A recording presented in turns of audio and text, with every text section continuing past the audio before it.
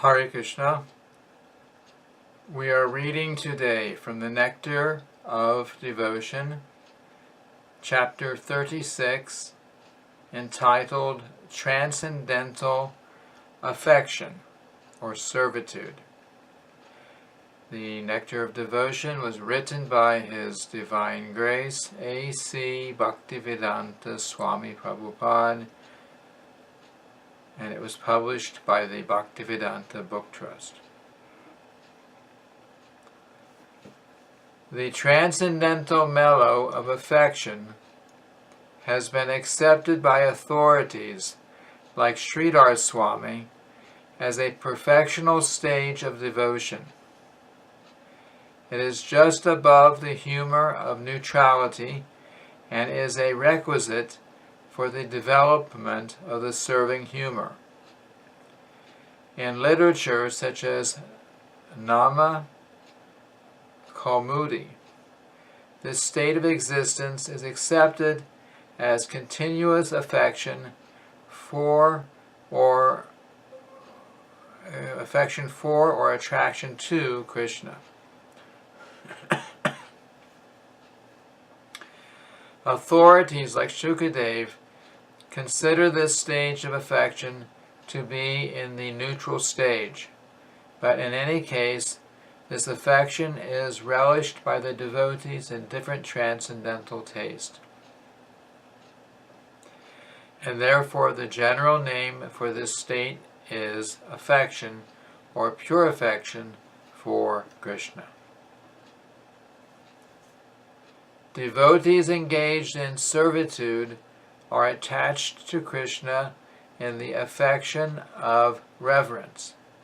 Some of the inhabitants of Gokula, Vrindavan as exhibited on earth, are attached to Krishna on this platform of affection in reverence.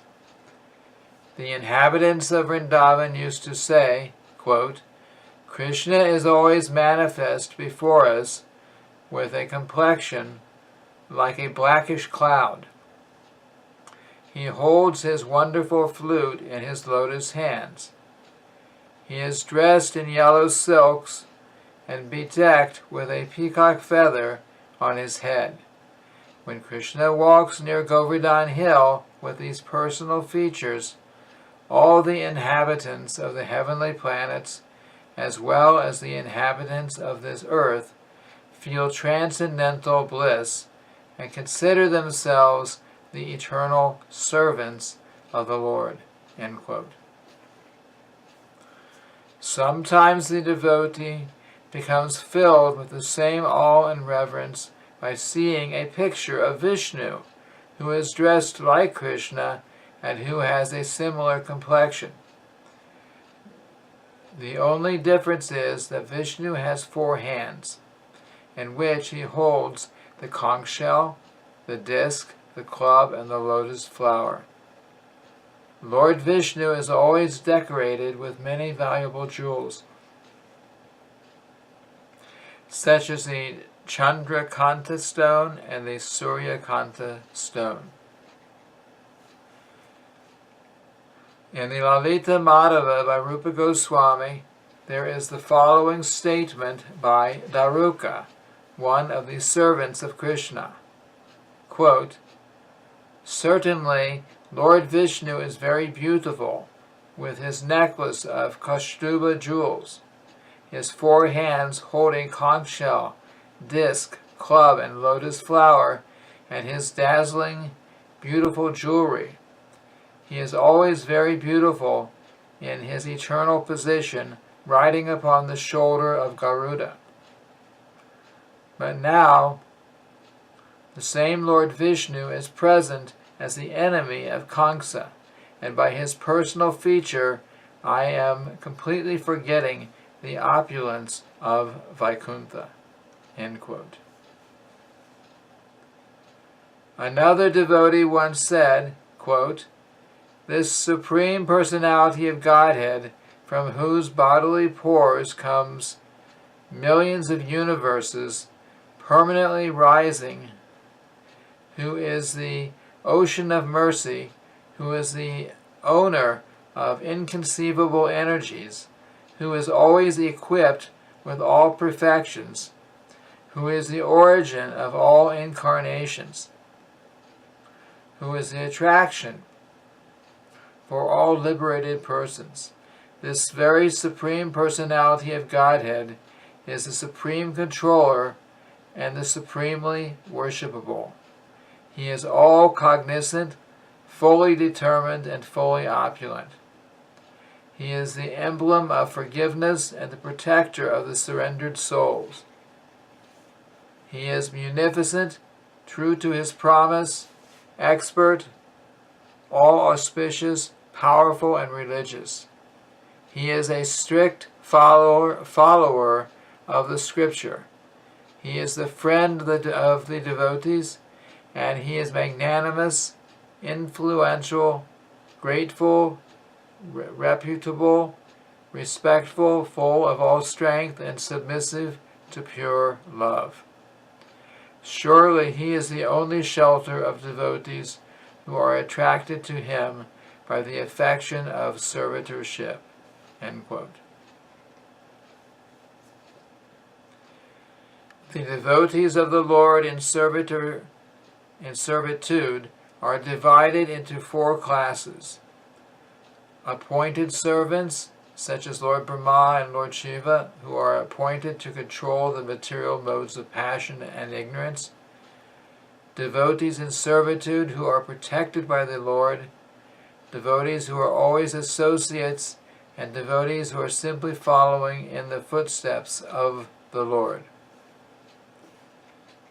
Next section: appointed servants. In a conversation between Jambavati, one of Krishna's wives, and Kalindi, her friend, Jambavati inquired, "Who is this personality circumambulating our Krishna?" Kalindi replied, "She is Ambika, the superintendent of all universal affairs." Then Jambavati inquired, "Who is this personality who is trembling at the sight of Krishna?"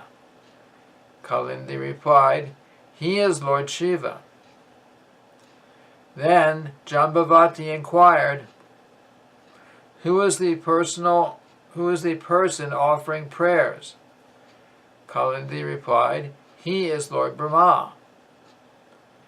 Jambavati then asked, "Who is that person who has fallen on the ground and is offering respect to Krishna?" Kalindi replied, "He is Indra, the king of heaven."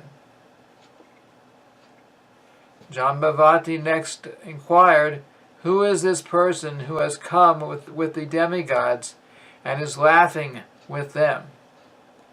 Kalindi replied, "He is my elder brother Yamaraj, the superintendent of death." This conversation offers a description of all the demigods, including Yamaraj, who are engaged in services appointed by the Lord. They are called Adhikrita Devata, or demigods appointed to particular types of departmental service. Next section: devotees under the protection and shelter of the Lord. One resident of Vrindavan once told Lord Krishna, quote, "My dear Krishna, O pleasure of Vrindavan, being afraid of this material existence, we have taken shelter of you, for you can completely protect us. We are well aware of your greatness. As such, we have given up our desire for liberation and have taken complete shelter under your lotus feet. Since we have heard about your ever-increasing transcendental love, we have voluntarily engaged ourselves in your transcendental service." End quote. This statement is by a devotee who is under the protection and shelter of Lord Krishna. Upon being chastised by Krishna's constant kicking on his head, Kaliya, the black snake of the Yamuna, came to his senses and admitted, quote, "My dear Lord, I have been so offensive unto you, but still you are so kind that you have marked my head with the impression of your lotus feet." End quote. This is also an instance of one's taking shelter under the lotus feet of Krishna. In the Aparada Bhanjana, a pure devotee expresses his feelings. Quote, "My dear Lord, I am ashamed to admit before you that I have carried out the orders of my masters, named lust, anger, avarice, illusion, and envy. Sometimes I have carried out their orders in a way most abominable. Yet in spite of my serving them so faithfully, they are not satisfied, nor are they kind enough to give me relief from their service. They are not even ashamed of taking service from me in that way. My dear Lord, O head of the Yadu dynasty, now I have come to my senses and I am taking shelter of your lotus feet. Please engage me in your service." End quote. This is another instance of surrendering and taking shelter of the lotus feet of Krishna.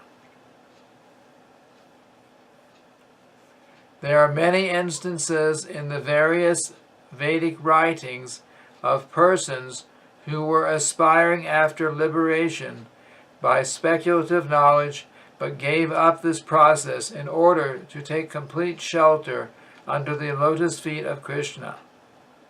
Examples of such persons are the Brahmanas headed by Shaunika in the forest of Naimisharanya. Learned scholars accept them as devotees having complete wisdom. There is a statement in the Hari Bhakti Sudodaya in which these great brahmanas and sages, headed by Shaunika Rishi, told Sutta Goswami, quote, "My dear great soul, just see how wonderful it is. Although as human beings we are contaminated with so many taints of material existence, simply by our conversing with you about the Supreme Personality of Godhead, we are now gradually decrying our desire for liberation." End quote. And there's a footnote here. These are the Brahmanas to whom Srimad Bhagavatam was spoken by Sutta Goswami, as described in the author's Srimad Bhagavatam, 1st Canto, 1st Chapter. In Pajavali, a devotee says, quote, "Persons who are attached to speculative knowledge for self-realization, who have decided that the supreme truth is beyond meditation, and who have thus become situated in the mode of goodness, let them peacefully execute their engagement. As for us, we are simply attached to the Supreme Personality of Godhead, who is by nature so pleasing, who possesses a complexion like a blackish cloud, who is dressed in yellow garments, and who has beautiful lotus-like eyes. We wish only to meditate upon him." End quote. Those who are from the very beginning of their self-realization attached to devotional service are called Seva Nishta. Seva Nishta means, quote, "simply attached to devotional service." End quote. The best examples of such devotees are Lord Shiva, King Indra, King Baluashva, King Ikshwaku, Shrutadev, and Pundarik. One devotee says, quote, "My dear Lord, Your transcendental qualities attract even the liberated souls and carry them to the assembly of devotees, where your glories are constantly chanted. Even great sages who are accustomed to living in solitary places are also attracted by the songs of your glory. And observing all your transcendental qualities, I have also become attracted and have decided to dedicate my life to your loving service." End quote. Next section, constant associates. In the city of Dwarka, the following devotees are known as Krishna's close associates: Uddhava, Daruka, Satyaki, Shrutadev, Shatrujit, Nanda, Upananda, and Bhadra. All of these personalities remain with the Lord as his secretaries, but still they are sometimes engaged in his personal service. Among the Kuru dynasty, Bhishma, Maharaj Parikshit, and Vidura are also known as close associates of Lord Krishna. It is said, quote, "All the associates of Lord Krishna have lustrous bodily features, and their eyes are just like lotus flowers. They have sufficient power to defeat the strength of the demigods, and the specific feature of their persons is that they are always decorated with valuable ornaments." End quote.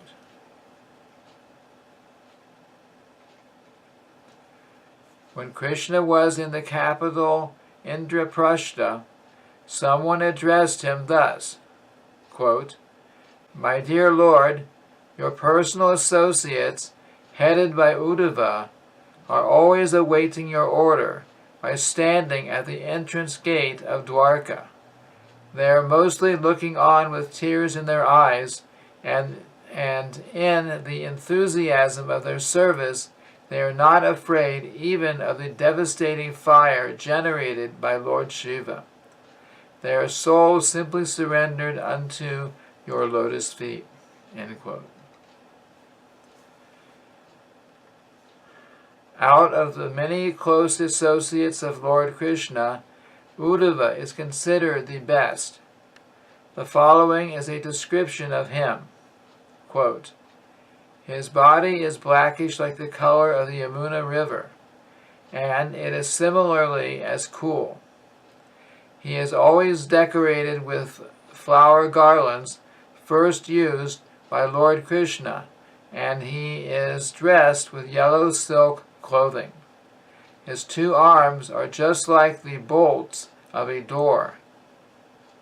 His eyes are just like lotus flowers, and he is the most important devotee among all the associates. Let us therefore offer our respectful obeisances unto Uddhava's lotus feet." End quote. Uddhava has described the transcendental qualities of Sri Krishna as follows.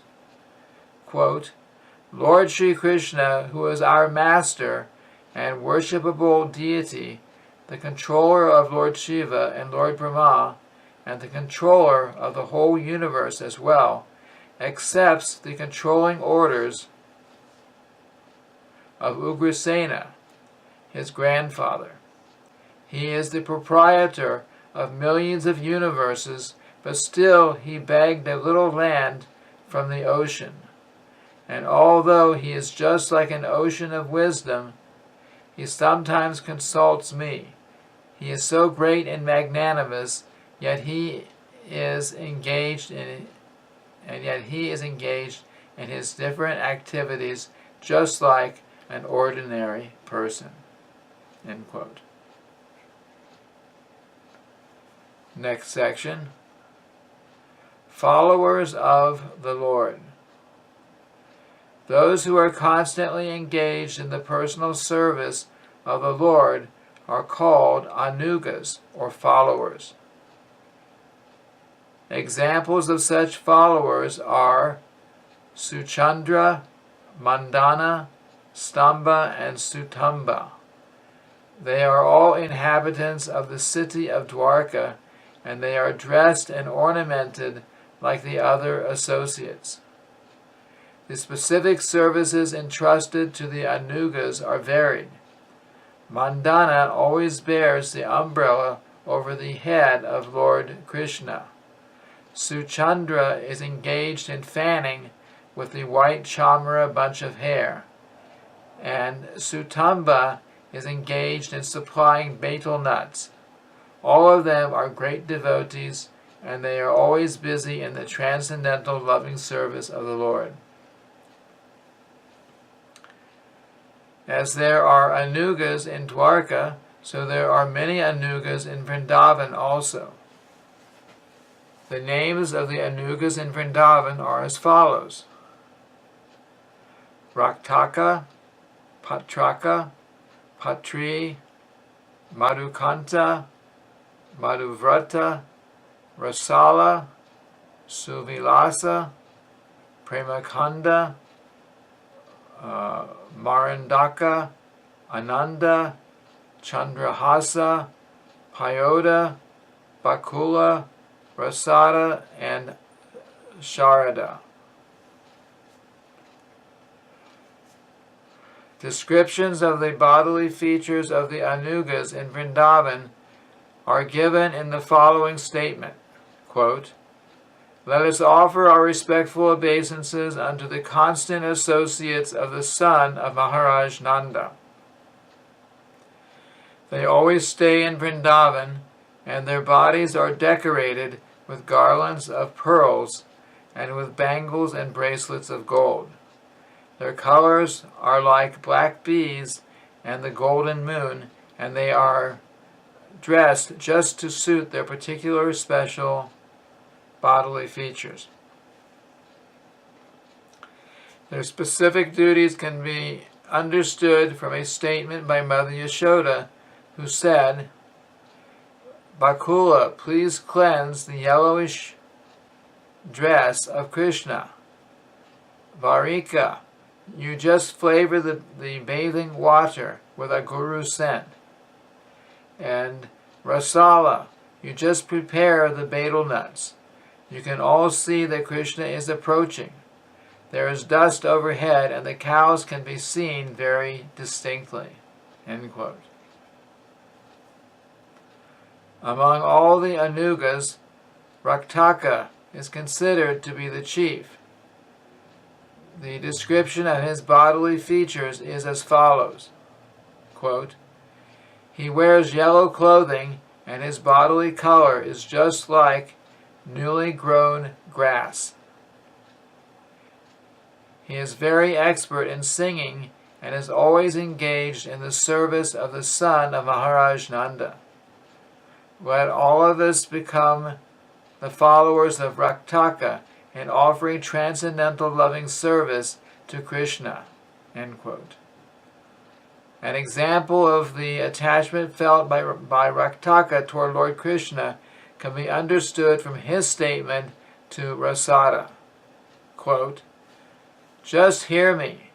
Please place me so that I may always be engaged in the service of Lord Krishna, who has now become famous as the lifter of the Govardhan hill." End quote. The devotees of Krishna engaged in his personal service are always very cautious because they know that becoming personal servitors of Lord Krishna is not an ordinary thing. A person who offers respect even to the ants engaged in the service of the Lord becomes eternally happy, so what is there to say of one who offers Krishna direct service? Raktaka once said within himself, quote, "Not only is Krishna my worshipable and servable Lord, but also the girlfriends of Krishna, the gopis, are equally worshipable and servable by me. And not only the gopis, but anyone who is engaged in the service of the Lord is also worshipable and servable by me. I know that I must be very careful not to become overly proud that I am one of the servitors and devotees of the Lord." End quote. From this statement, one can understand that the pure devotees, those who are actually engaged in the service of the Lord, are always very cautious and are never overly proud of their service.